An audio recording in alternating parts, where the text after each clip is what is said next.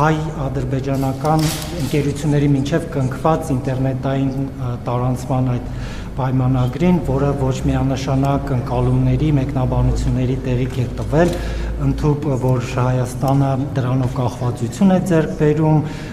նրանք կարող են դիտարկել Հայաստանից անցնող, Հայաստանից գնացող թրաֆիկը եւ այլն, կխնդրեի նաեւ սրա շուրջ ձեր բարձրաբանումները տայիք։ Ընդհանրապես զարմանալի է, սովորաբար տրանզիտը ոչ թե տրանզիտի երկրի նա կախվածություն բերում, եթե տենց բան կա, այլ տրանզիտի վերջնական կետին է կախվածություն բերում, եւ սա պարզ տրամաբանություն է, բայց եթե կախվածություն կա, մենք անդադ խոսում ենք, որ Հայաստանը պետք է տարանցիկ ուղի դառնա, ինչքան շատ բան անցնի Հայաստանով, այնքան ավելի Հայաստանի տնտեսական, քաղաքական, կշիռը եւ անվտանգության մակարդակը մեծանում է։ Եվ սա այնքան ակնհայտ բան է, որ